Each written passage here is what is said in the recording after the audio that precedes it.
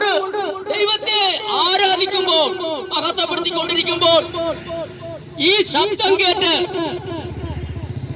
യഹൂദ പള്ളിയിൽ നിന്നും, യഹൂദന്മാരുടെ ദേവാലയത്തിൽ അന്ന് കറ്റപ്പെരുന്നാൾ നടക്കുകയാണ്.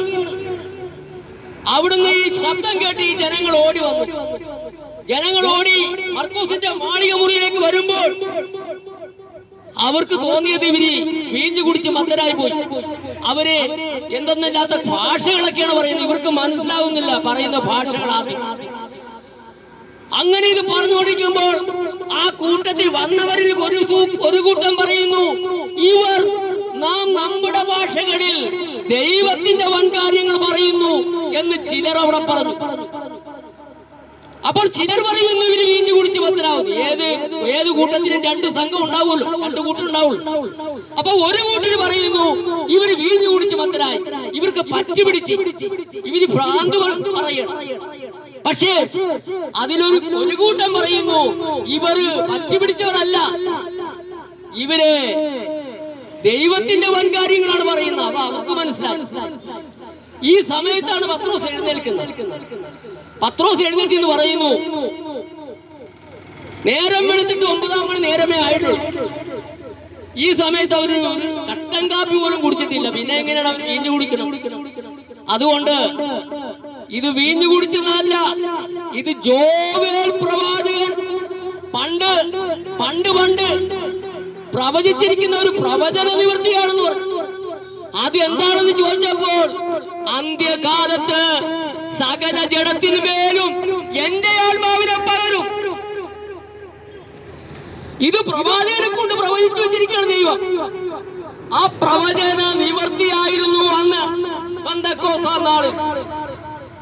ആ പെന്തക്കോസ്താ നാളും ഇവരുമായിട്ട് യാതൊരു ബന്ധവുമില്ല. പെന്തക്കോസ്താ നാള് യഹൂദന്മാരുടെ ഒരു നാളാണ്. പക്ഷെ അന്ന് പരിശുദ്ധാത്മാവിനെ സഭയ്ക്ക് ദൈവം കൊടുത്തതുകൊണ്ട് പെന്തക്കോസ്താ നാൾ വന്നപ്പോൾ എന്നാണ് എഴുതിയിരിക്കുന്നത്. പ്രിയപ്പെട്ടവരെ, നാം ഒന്ന് മനസ്സിലാക്കുക, എന്താണ് ഇതൊക്കെ ചെയ്യാൻ കാരണം? ഇതെല്ലാം ആരെങ്കിലും ഈ ലോകത്തിലുള്ള ഏതെങ്കിലും ഒരു മതം ഉണ്ടാക്കിയ വിഷയമാണോ? ആണോ? ഇവിടെ എവിടെയെങ്കിലും മനുഷ്യന്റെ ഒരു കരവേല ഉണ്ടോ? അവിടെ എവിടെയെങ്കിലും മനുഷ്യന്റെ പ്രവൃത്തി അവിടെ ഉണ്ടോ? ഞാനൊന്ന് ചോദിക്കുക. കാരണം ഇത് 21-ാം നൂറ്റാണ്ടാണ്. ഈ 21-ാം നൂറ്റാണ്ടിൽ നമ്മളിതൊന്ന് മനസ്സിലാക്കണ്ടേ?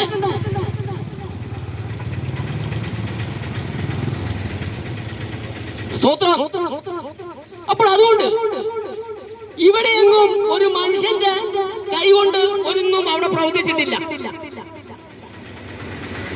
ഇന്ന് മനുഷ്യൻ കൈകൊണ്ട് പ്രവർത്തിച്ചതിനൊക്കെ ഭയങ്കര അത്ഭുതമായിട്ട് പറയുന്നു. മനുഷ്യന്റെ കൈകൊണ്ട് ചെയ്തു,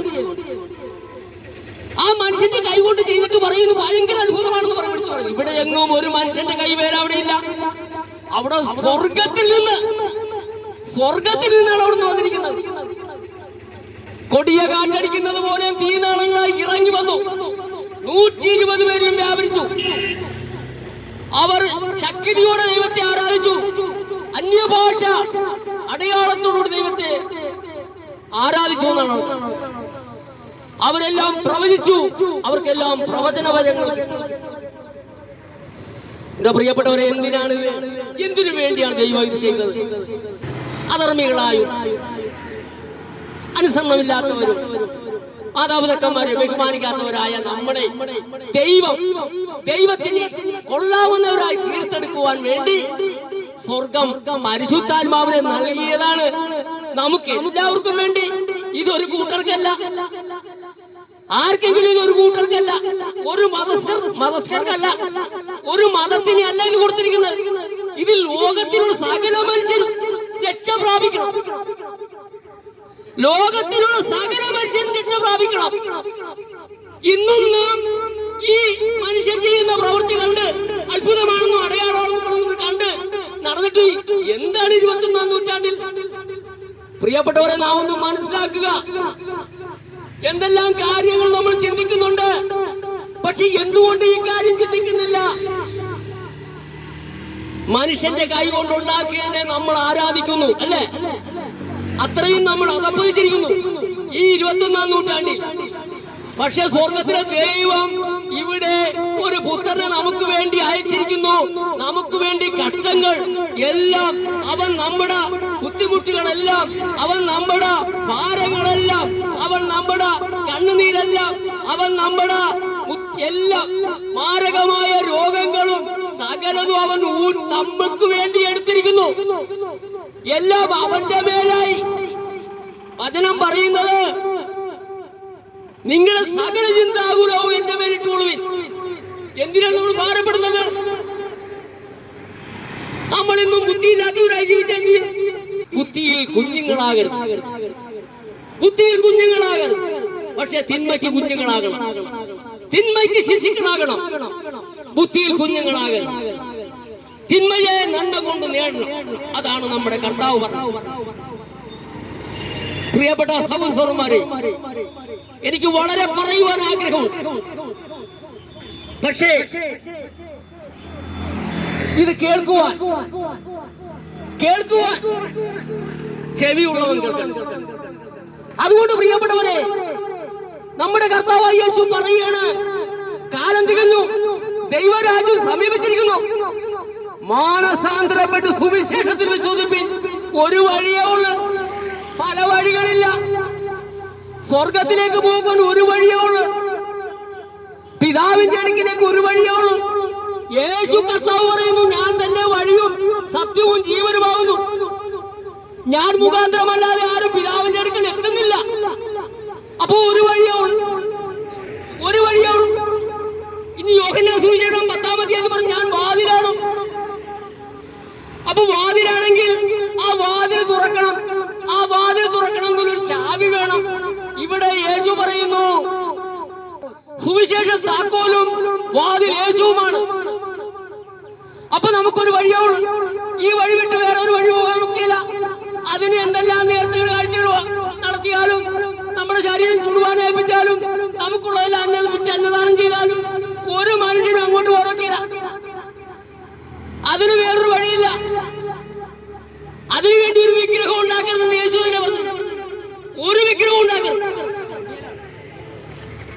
പ്രിയപ്പെട്ടവരെ, നമ്മളിന്ന് മനസ്സിലാക്കണം, 21-ാം നൂറ്റാണ്ടാണിത്. ഈ കാലഘട്ടത്തിൽ നമ്മളിത് മനസ്സിലാക്കാൻ പോയാൽ എങ്ങനെ പോകും? എബ്രായർക്ക് എഴുതിയ ലേഖനം 2-ാം അധ്യായത്തിൽ പറയുന്നു, കർത്താവ് താൻ പറഞ്ഞു തുടങ്ങിയതും ദൈവം അടയാളങ്ങളാലും അത്ഭുതങ്ങളാലും വിവിധ വീര്യപ്രവൃത്തികളാലും പരിശുദ്ധാത്മാവിനെ നൽകിക്കൊണ്ടും സാക്ഷി നിന്നതും കേട്ടവർ നമുക്ക് ഉറപ്പിച്ചു തന്നതുമായ ഇത്ര വലിയ രക്ഷ നാം ഗണ്യമാക്കാതെ പോയാൽ എങ്ങനെ തെറ്റിയൊഴിയും? പ്രിയപ്പെട്ടവരെ, ഒരേ ഒരു വഴി, ആകാശത്തിന് കീഴിൽ ഭൂമിക്ക് മുകളിൽ മനുഷ്യരുടെ ഇടയിൽ നൽകപ്പെട്ട വേറൊരു നാമം ഇല്ല. യേശുക്രിസ്തു എന്നൊരു നാമം മാത്രമേ ഉള്ളൂ. അവനാണ് എന്റെ ഉപനിധി. അവൻ അവസാനത്തോളം എന്നെ നടത്തുവാൻ ശക്തനാണ്. ആ യേശു പറയാണ്, അധ്വാനിക്കുന്നവരും ഭാരം ചുമക്കുന്നവരുമായുള്ളവരെ, നിങ്ങൾ എല്ലാവരും എന്റെ അടുക്കൽ വരുവിൻ, ഞാൻ നിങ്ങളെ ആശ്വസിപ്പിക്കും.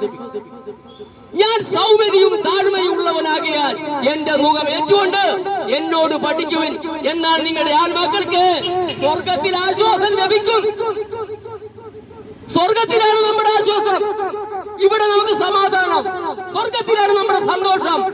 ഇവിടെ നമുക്ക് ബുദ്ധിമുട്ടും പ്രയാസങ്ങളും. നമുക്ക് വേണ്ടി സ്വർഗത്തിൽ ഒരുക്കിയിരിക്കുന്നത് ഒരു കണ്ണ് കണ്ടിട്ടില്ല, ചെവി കേട്ടിട്ടില്ല, ഒരു മനുഷ്യന്റെ ഹൃദയത്തിൽ തോന്നിയിട്ടുമില്ല എന്നെഴുതിയിരിക്കുന്നത് പോലെ ദൈവം തന്റെ ആത്മാവിനാൽ അത് വെളിപ്പെടുത്തി.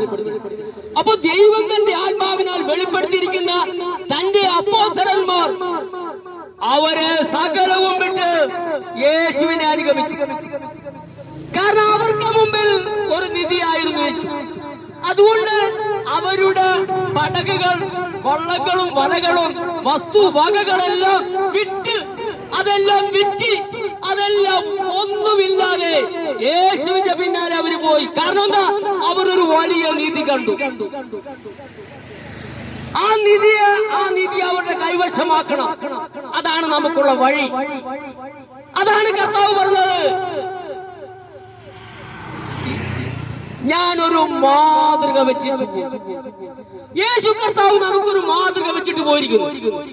ആ മാതൃക അനുസരിച്ച് പോയത് തന്റെ ശിഷ്യന്മാരാണ്. ഇനി അവരെ പിന്നാലെ പോകുവാനുള്ള നമ്മളാണ്. അതുകൊണ്ട് പ്രിയപ്പെട്ടവരെ, നമുക്കാർക്കെങ്കിലും മരണശേഷം ഒരു നിത്യതയിൽ പോകണമെന്ന് ആഗ്രഹമുണ്ടെങ്കിൽ, ആഗ്രഹമുള്ളവർ മാത്രം മതി കേട്ടോ. മരണശേഷം ആ തീർത്ഥടാകത്തിൽ പോയി കിടക്കാതെ അവിടെ ഗന്ധകം കത്തുന്ന പോയികയാണെന്ന് യേശു പറഞ്ഞിരിക്കുന്നു. അവിടെ തീയും ഗന്ധകവും അതിന് നിത്യകാലം അവിടെ പോയി ആ കഷ്ടം അനുഭവിക്കാൻ ആഗ്രഹിക്കാത്തവർ, അത് ഭയമായിട്ടിരിക്കുന്നവർ, അവർക്ക് നിത്യത വെച്ചിരിക്കുന്നു. പക്ഷെ വഴി ഇതേ ഉള്ളൂ, വഴി ഒന്നേ ഉള്ളൂ. വഴി ഏതാണ്? ആദ്യം സുവിശേഷമാണ്. സുവിശേഷം കേൾക്കുക, സുവിശേഷം കേൾക്കുക. അതുകൊണ്ടാണ് കർത്താവ് പറഞ്ഞത്, കാലം തികഞ്ഞു, ദൈവരാജ്യം സമീപിച്ചിരിക്കുന്നു, മാനസാന്തരപ്പെട്ട് ആരെ വിശ്വസിക്കണം? സുവിശേഷത്തിൽ വിശ്വസിക്കണം. സുവിശേഷം എന്താണ്? വചനമാണ്. വചനമാരാണ്? യേശുവാണ്. വചനമാരാണ്? ദൈവമാണ്. യോഹന്നാന്റെ സുവിശേഷം 1-ാം അധ്യായം 1-ാം വാക്യത്തിൽ പറയുന്നു, ആദിയിൽ വചനമുണ്ടായിരുന്നു, വചനം ദൈവത്തോടു കൂടിയായിരുന്നു, വചനം ദൈവമായിരുന്നു, വചനം ജഡമായി തീർന്നു, കൃപയും സത്യവും നിറഞ്ഞവനായി നമ്മുടെ ഇടയിൽ പാർത്തു. അത് കർത്താവായ യേശു ക്രിസ്തുവാണ്. അതുകൊണ്ട് പ്രിയപ്പെട്ടവരെ, ആ കർത്താവായ യേശു ക്രിസ്തുവിൽ വിശ്വസിക്കുക. എന്നാൽ നീയും നിന്റെ കുടുംബവും രക്ഷ പ്രാപിക്കും എന്ന് പറഞ്ഞുകൊണ്ട്, അത് മാത്രമല്ല നമ്മുടെ തലമുറകൾ അനുഗ്രഹിക്കപ്പെടും.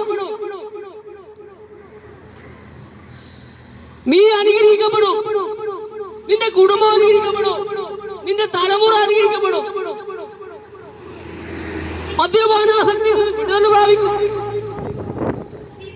മറ്റു ദുശീലങ്ങളെല്ലാം നിന്നെ വിട്ട് ഓടിപ്പോവും. നീ വേലെടുക്കുന്നത് കൊണ്ട്, നിന്റെ അധ്വാനത്തിന്റെ ഫലം കൊണ്ട് നീയും നിന്റെ മക്കളും അനുഭവിക്കും. മറ്റാരും നിന്റെ അടുത്ത് പിടിച്ചു പറിക്കാൻ പോവുകയില്ല. പ്രിയപ്പെട്ട സഹോദരന്മാരെ, അതുകൊണ്ട് ഏത് വേണം തിരഞ്ഞെടുക്കാം, നിങ്ങളുടെ മുമ്പിലിരിക്കുന്നു. അതുകൊണ്ട് എന്നോട് പറയുവാൻ പറഞ്ഞത് എനിക്ക് പറയാൻ പറ്റും. അതുകൊണ്ട് പ്രിയപ്പെട്ടവരെ, ഇന്ന് ഈ ശബ്ദപരിധിക്കുള്ളിൽ പറഞ്ഞ സ്റ്റോപ്പിൽ എന്റെ ശബ്ദത്തെയും ശ്രമിച്ചുകൊണ്ടിരുന്ന എല്ലാ മാന്യ ശ്രോതാക്കൾക്കും ഒരിക്കൽ കൂടി നിങ്ങൾക്കൊരു ഭാഗ്യം ലഭിച്ചിരിക്കുന്നു. ഒരു പ്രാവശ്യം കൂടി കർത്താവിന്റെ വചനം കേൾക്കുവാൻ അവിടുന്ന് നിങ്ങൾക്ക് കൃപ നൽകിയത് കൊണ്ട് ഞാൻ സ്തോത്രം ചെയ്യുന്നു. അതുകൊണ്ട് ആരും നശിച്ചു പോകാതെ എല്ലാവരും നിത്യജീവൻ പ്രാപിക്കണമെന്നാണ് എന്റെ പിതാവിന്റെ ഇഷ്ടം. അത് തന്നെയാണ് എന്റെയും ഇഷ്ടം. ഈ പലക്കൽ ഷോപ്പിലുള്ള ഒരു കുഞ്ഞു പോലും നശിച്ചു പോകരുത്. എല്ലാവരും കർത്താവായ യേശു ക്രിസ്തുവിന്റെ 2-ാം വരവിൽ ഇവിടുന്ന് രൂപാന്തരം പ്രാപിച്ച് സ്വർഗത്തിൽ എടുക്കപ്പെടണമെന്ന് തന്നെയാണ് ഞാൻ ആഗ്രഹിക്കുന്നത്. അതുകൊണ്ട് എന്നെ ശ്രമിച്ച ഈ സമയം വരെ എന്നെ ശ്രമിച്ചുകൊണ്ടിരുന്ന, എന്റെ വാക്കുകൾ ശ്രദ്ധിച്ചുകൊണ്ടിരുന്ന എല്ലാ മാന്യ ശ്രോതാക്കളെയും കർത്താവായ യേശു ക്രിസ്തുവിന്റെ നാമത്തിൽ ഒരിക്കൽ കൂടി വന്ദനം പറഞ്ഞുകൊണ്ട് ഞാൻ നിർത്തുന്നു.